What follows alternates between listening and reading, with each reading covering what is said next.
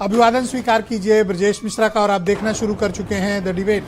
बहनों भाइयों, लोकसभा के बजट सत्र के प्रथम चरण के आज अंतिम दिन में ज्वाइंट पार्लियामेंट्री कमेटी की वक्फ मामले पे जो कानून बिल बनना है उस पर जो जेपीसी गठित की गई थी उसकी रिपोर्ट आज सदन में प्रस्तुत की गई और इसको लेकर भारी बवाल हो गया।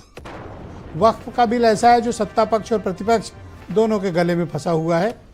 विपक्ष इसको पास नहीं होने देना चाहता, इसमें खामियां निकाल रहा है और सत्ता पक्ष इसको पास कराने के रास्ते तलाश रहा है। इसमें राजनीति हो रही या फिर वाकई में वक्फ कानून बदलने के लिए सरकार गंभीर है? आज चर्चा है इसी विषय की। बहनों भाइयों, आज जब ज्वाइंट पार्लियामेंट्री कमेटी की बैठक की रिपोर्ट सदन में प्रस्तुत हुई, बड़ा बवाल हो गया। बवाल इस बात को लेकर हुआ है कि जेपीसी के अपोजिशन के सदस्यों का यह आरोप है कि उनकी असहमतियों को जेपीसी रिपोर्ट में सम्मिलित नहीं किया गया और एक रिपोर्ट बनाकर 400-600 पन्ने की भेज दी गई। उनकी असहमतियों का स्थान देने के बजाय जो सत्ता पक्ष यानी एनडीए से जुड़े हुए सांसद हैं, उनकी सहमतियों को और उनके बातों को लिया गया। मल्लिकार्जुन खड़गे जो नेता प्रतिपक्ष हैं राज्यसभा में, उन्होंने इस रिपोर्ट को ही फर्जी बता दिया और विपक्ष ने इसका भारी विरोध किया। दोनों सदनों में बड़ा विरोध हुआ। आखिरकार होम मिनिस्टर ने इस पर इंटरवीन किया और कहा कि अगर विपक्ष के सांसदों की जो जेपीसी के मेंबर हैं उनकी असहमतियों को शामिल किया जाए तो उन्हें कोई परेशानी नहीं।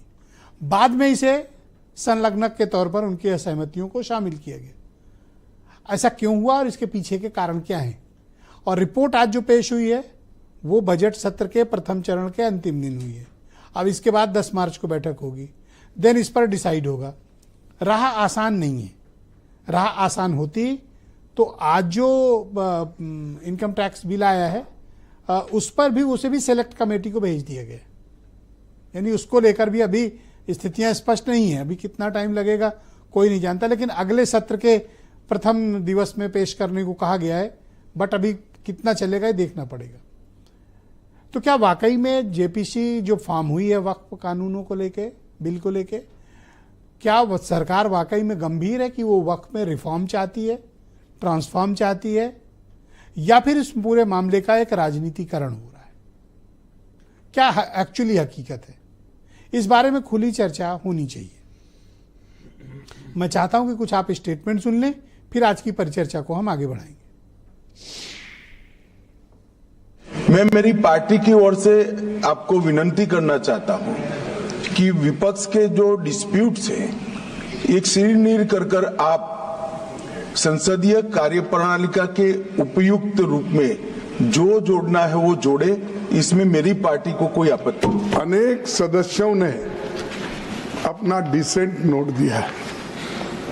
वो नोट देने के बावजूद भी प्रोसीडिंग से निकालना और उन मेजॉरिटी मेंबर्स के व्यूज सिर्फ उसमें रखकर बुलडोज करना ये ठीक नहीं है।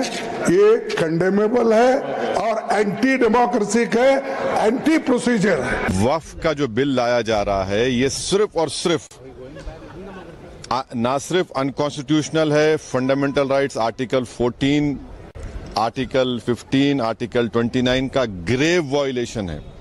ये वक्फ को बचाने के लिए नहीं है, वक्फ को मुसलमानों से छीनने के लिए, बर्बाद करने के लिए ये बिल लाया जा रहा है। हम लोग जो मेंबर हैं जेपीसी के, पार्लियामेंट के भी मेंबर हैं, अपने पार्टियों का प्रतिनिधित्व करते हैं। हमने जो अपना पक्ष रखा, हमने जो अपना विरोध दर्ज कराया, उसको जेपीसी की रिपोर्ट में शामिल तक नहीं किया गया।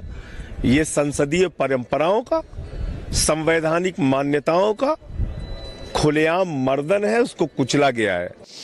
ऑलराइट, तो इस पर चर्चा को शुरू करते हैं। बीजेपी के प्रवक्ता संजय चौधरी मेरे साथ जुड़े हुए हैं, डॉक्टर पवन कुमार जैन हिंदूवादी नेता हैं, आसिम वकार एमआईएम के राष्ट्रीय प्रवक्ता, कर्नल शरद शरण मेरे साथ मौजूद हैं, समाजवादी पार्टी के प्रवक्ता हैं, मनीष सिंधवी कांग्रेस से हैं, एसएम अशरफ जाने माने स्कॉलर हैं इस्लामिक मामलों के, और वीरेंद्र सिंह जी हमारे स्टेट हेड। आप सभी का शुक्रिया। और मैंने संजय सिंह जो ज्वाइंट पार्लियामेंट्री कमेटी के सदस्य